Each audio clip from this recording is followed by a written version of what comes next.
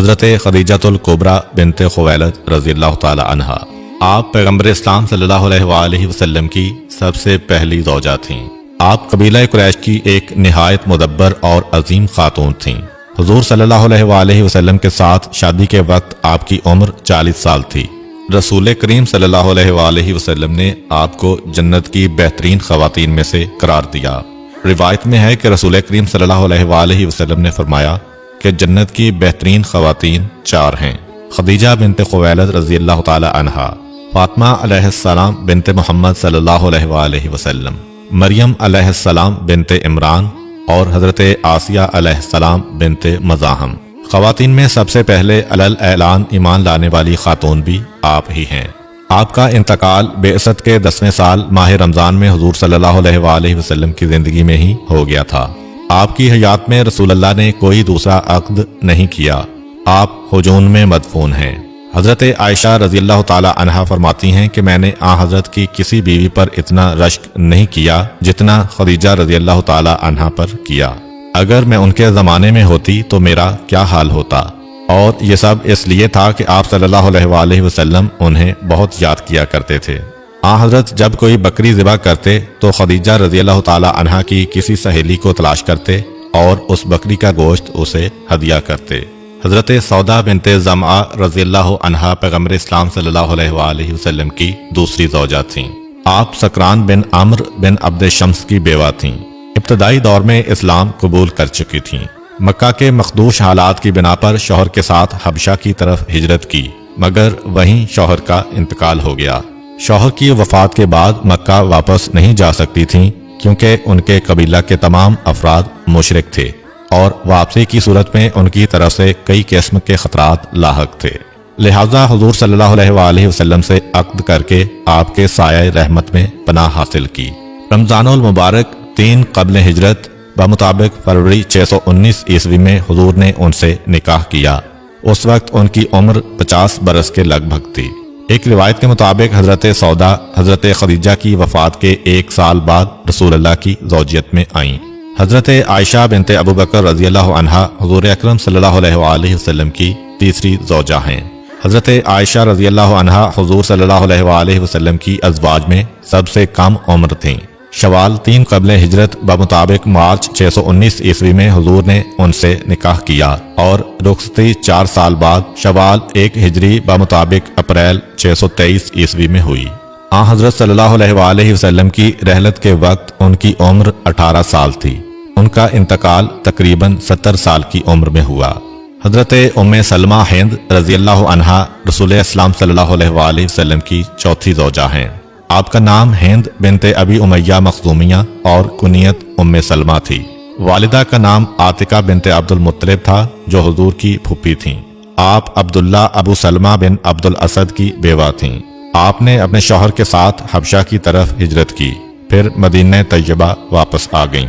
آپ کے شوہر ابو سلمہ غزوہ احد میں شریک تھے۔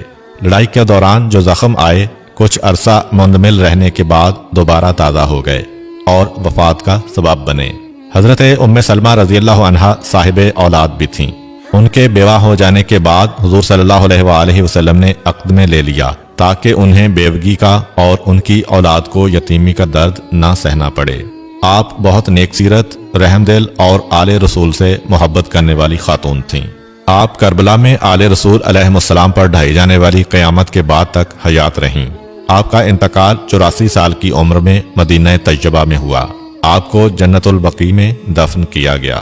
حضرت حفصہ بنت عمر بن خطاب رضی اللہ عنہا رسول اکرم صلی اللہ علیہ وآلہ وسلم کی 5ویں زوجہ تھیں۔ رسول اللہ کے عقد میں آنے سے پہلے حضرت حفصہ رضی اللہ عنہا خنیس بن عبداللہ بن خضافہ سہمی رضی اللہ عنہ کی زوجیت میں تھیں۔ وہ شرکائے بدر میں سے تھے۔ ان کی وفات کے بعد حضور صلی اللہ علیہ وآلہ وسلم نے حضرت حفصہ کو بیوگی کے عذاب سے بچانے کے لیے اپنا دامن رحمت وا کیا اور عقد میں لے لیا۔ روایت میں ہے کہ ان کے پہلے شوہر خنیس کی وفات کے بعد حضرت عمر رضی اللہ عنہ نے حضرت عثمان رضی اللہ عنہ کو ان سے نکاح کی پیشکش کی، مگر انہوں نے کوئی مثبت جواب نہ دیا۔ پھر حضرت ابوبکر رضی اللہ عنہ سے ملاقات کی اور کہا کہ اگر آپ راضی ہوں تو حفصہ کا نکاح آپ سے کروں، مگر وہ بھی خاموش رہے اور کوئی تسلی بخش جواب نہ دیا۔ حضرت عمر رضی اللہ عنہ کہتے ہیں اس پر میں غصہ میں آ گیا اور یہ غصہ اس سے بھی زیادہ تھا جتنا کہ عثمان رضی اللہ عنہ کے انکار پر تھا۔ اس کے بعد چند راتیں نہیں گزری تھیں کہ رسول اللہ صلی اللہ علیہ وآلہ وسلم نے پیغام بھیجا اور میں نے حفصہ کا نکاح آپ سے کر دیا۔ روایت کے مطابق حضور صلی اللہ علیہ وآلہ وسلم نے ان سے شعبان 3 ہجری و مطابق فروری 625 عیسوی میں نکاح کیا تھا۔ ان کا انتقال مختلف روایات کے مطابق سن 41، 45 یا 47 ہجری میں مدینہ میں ہوا۔ حضرت زینب بنت جہش اسدیہ رضی اللہ عنہا رسول اکرم صلی اللہ علیہ وآلہ وسلم کی چھٹی زوجہ ہیں۔ ان کا اصل نام برہ تھا، سرکار دو عالم نے تبدیل فرما کر زینب رکھا۔ ان کی والدہ امیمہ بنت عبد المطلب حضور صلی اللہ علیہ وآلہ وسلم کی پھوپھی تھیں۔ حضرت زینب پہلے حضرت زید بن حارث رضی اللہ عنہ کے نکاح میں تھیں۔ حضرت زید نے ان کو طلاق دے دی۔ عدت پوری ہونے کے بعد ان کا نکاح حضور صلی اللہ علیہ وآلہ وسلم کے ساتھ ہوا۔ اس بارے میں سورۃ الاحزاب کی آیت نمبر 37 میں اللہ رب العزت نے ارشاد فرمایا، جب زید نے اس عورت یعنی زینب سے اپنی حاجت پوری کر لی یعنی شادی کے بعد طلاق دے دی تو ہم نے اس خاتون کو آپ کے نکاح میں دے دیا تاکہ اہل ایمان پر منہ بولے بیٹوں کی بیویوں سے نکاح کے معاملے میں کوئی تنگی نہ رہ جائے جب وہ ان سے حاجت پوری کر چکے ہوں یعنی انہیں طلاق دے چکے ہوں، اور اللہ کا حکم تو بہرحال ہو کر رہتا ہے۔ حضرت زینب رضی اللہ تعالی عنہا کا انتقال 53 سال کی عمر میں سن 12 ہجری یا 20 ہجری میں مدینہ منورہ میں ہوا۔ آپ جنت البقیع میں مدفون ہیں۔ حضرت صلی اللہ علیہ وآلہ وسلم کی وفات کے بعد ازواج رسول میں سب سے پہلے ان کی وفات ہوئی۔ آپ حضرت عمر رضی اللہ عنہ کے عہد خلافت تک زندہ رہیں۔ حضرت جویریہ بنت حارث رضی اللہ عنہا رسول اسلام صلی اللہ علیہ وآلہ وسلم کی 7ویں زوجہ تھیں۔ ان کا نام برہ بنت حارث بن ابی زرار تھا، جسے بعد میں حضور صلی اللہ علیہ وآلہ وسلم نے تبدیل کر کے جویریہ رکھا۔ ان کا والد حارث قبیلہ بنی المستلق کا سردار تھا اور یہ خود جنگ بنی المستلق کے گرفتار شدگان میں سے تھیں۔ ان کے ساتھ 200 قیدی اور بھی تھے۔ آپ ایمان لے آئیں اور حضور صلی اللہ علیہ وآلہ وسلم نے آپ کے ساتھ عقد کیا۔ تب تمام قیدیوں کو آزاد کر دیا گیا۔ ان کے قبیلے کے کئی لوگ رسول اللہ صلی اللہ علیہ وآلہ وسلم کا حسن سلوک دیکھتے ہوئے مسلمان ہو گئے۔ حضرت جویریہ رضی اللہ تعالی عنہ کے والد حارث کو یہ معلوم نہ تھا کہ جویریہ پر قسمت مہربان ہو گئی ہے اور وہ رسول اللہ صلی اللہ علیہ وآلہ وسلم کے عقد میں آ چکی ہیں۔ چنانچہ وہ ان کی رہائی کے لیے فدیہ کا بہت سا مال اونٹوں پر لاد کر مدینہ طیبہ کی جانب روانہ ہوا۔ مقام عقیق پر پہنچ کر 2 بہترین اونٹوں کو گھاٹی میں چھپا دیا۔ باقی مال لے کر حضور صلی اللہ علیہ وآلہ وسلم کی خدمت میں حاضر ہوا اور درخواست کی کہ میری بیٹی کا فدیہ لے کر اسے رہا کر دیں۔ حضور صلی اللہ علیہ وآلہ وسلم نے فرمایا کہ حارث 2 اونٹ تو تم عقیق کی گھاٹیوں میں چھپا آئے ہو۔ حارث پر کلام نبی صلی اللہ علیہ وآلہ وسلم کا ایسا اثر ہوا کہ فوراً کلمہ پڑھا اور مسلمان ہو گیا۔ جب اسے معلوم ہوا کہ اس کی بیٹی کو رسول اللہ صلی اللہ علیہ وآلہ وسلم نے اپنے سایہ رحمت میں لے لیا ہے تو وہ بہت خوش ہوا۔ حضرت جویریہ رضی اللہ عنہا کا انتقال سن 50 ہجری یا سن 56 ہجری میں مدینہ طیبہ میں ہوا۔ حضرت ام حبیبہ رملہ بنت ابو سفیان رضی اللہ عنہا رسول اکرم صلی اللہ علیہ وآلہ وسلم کی 8ویں زوجہ تھیں۔ رسول اللہ نے ذی الحج 6 ہجری بمطابق اپریل یا مئی 628 ہجری میں ان سے نکاح فرمایا۔ یہ خاتون ابو سفیان بن حرب بن امیہ کی بیٹی اور عبید اللہ بن جہش کی بیوہ تھیں۔ ان کی ایک بیٹی کا نام حبیبہ تھا، اسی سے ان کی کنیت ام حبیبہ ہوئی۔ یہ شوہر کے ساتھ ہجرت حبشہ میں شریک ہوئیں مگر اس نے وہاں پہنچ کر عیسائی مذہب اختیار کر لیا۔ شوہر کے مرتد ہو جانے کے بعد اس کے ساتھ رہنا یا اپنے باپ ابو سفیان کے گھر جانا ممکن نہ رہا۔ ایک طرف دیوار تھی تو دوسری طرف آگ، اور اسلام قبول کرنے کی وجہ سے مکے والے خون کے پیاسے ہو گئے تھے۔ ایسے میں حضور صلی اللہ علیہ وآلہ وسلم نے عقد کر کے اپنی پناہ میں لے لیا۔ روایت میں ہے کہ عمرو بن امیہ حضور صلی اللہ علیہ وآلہ وسلم کے لیے ام حبیبہ رضی اللہ عنہا کا رشتہ لینے بادشاہ نجاشی کے پاس حبشہ پہنچے۔ نجاشی نے وکیل کے تعین اور عقد نکاح کے سلسلے میں اپنی کنیز کو ان کے پاس بھیجا تو انہوں نے اللہ تعالیٰ کا شکر ادا کیا اور شکرانے کے طور پر اپنا تمام زیور جو جسم پر تھا لونڈی کو دے دیا۔ نجاشی نے حضرت جعفر بن ابی طالب رضی اللہ عنہ اور دیگر مسلمان مہاجرین کو مدعو کر کے تواضع کی اور خطبہ نکاح پڑھا۔ حضرت ام حبیبہ رضی اللہ عنہا کا انتقال سن 40 یا 44 ہجری میں شام میں ہوا۔ ام المومنین حضرت ام حبیبہ رضی اللہ عنہا کے فضائل میں ایک واقعہ بہت مشہور ہے، جسے ابن اسحاق نے یوں بیان کیا ہے کہ ان کا باپ ابو سفیان تجدید صلح کے لیے مدینہ منورہ آیا اور ان سے ملنے گیا۔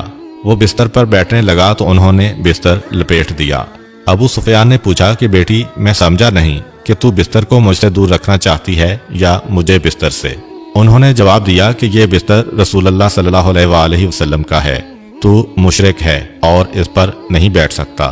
حضرت صفیہ بنت حیی بن اخطب رضی اللہ عنہا پیغمبر اسلام صلی اللہ علیہ وآلہ وسلم کی نامی زوجہ ہیں۔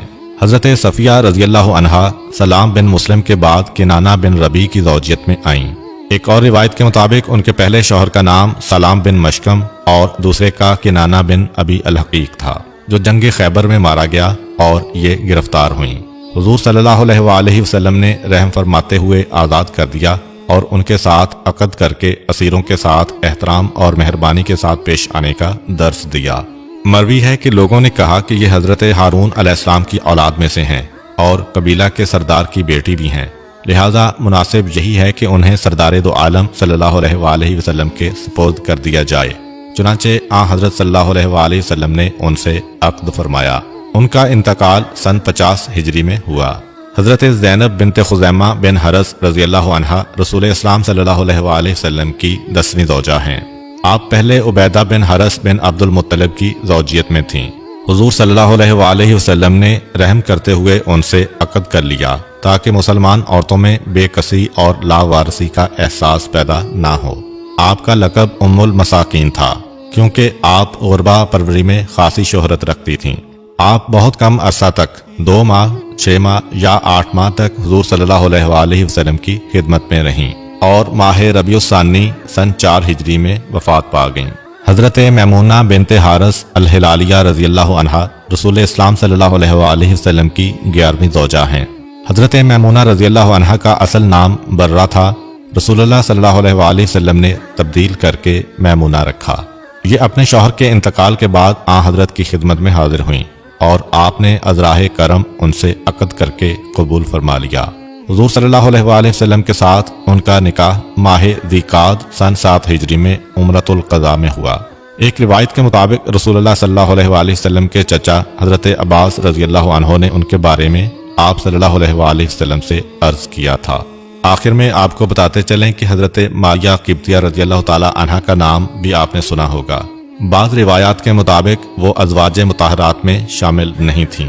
حضرت ماریہ قبطیہ رضی اللہ تعالی عنہا اور ان کی بہن سیرین کو مصر کے بادشاہ مقوقس نے حضرت رسول خدا صلی اللہ علیہ وآلہ وسلم کو تحفے میں دیا تھا۔ حضرت ماریہ قبطیہ کی بہن سیرین کو پیغمبر اسلام صلی اللہ علیہ وآلہ وسلم نے حضرت حسان بن ثابت کو ہدیے کے طور پر دے دیا تھا اور حضرت ماریہ قبطیہ رضی اللہ تعالی عنہا کو اپنے لیے رکھ لیا تھا۔ شروع میں وہ عیسائی مذہب سے تعلق رکھتی تھیں، لیکن بعد میں انہوں نے اسلام قبول کر لیا تھا اور ان سے اللہ تعالیٰ نے رسول اکرم صلی اللہ علیہ وآلہ وسلم کو ایک بیٹا بھی عطا کیا تھا جن کا نام ابراہیم تھا، اور بچپن ہی میں ان کی وفات ہو گئی تھی۔ حضرت خدیجہ رضی اللہ تعالیٰ عنہا کے بعد یہ وہ پہلی زوجہ تھیں جن سے اللہ تعالیٰ نے رسول اکرم صلی اللہ علیہ وآلہ وسلم کو اولاد عطا فرمائی تھی۔ چنانچہ حضرت ماریہ قبطیہ رضی اللہ تعالیٰ عنہا سے رسول اکرم صلی اللہ علیہ وآلہ وسلم کا نکاح نہیں ہوا تھا اور ازواج مطہرات کی تعداد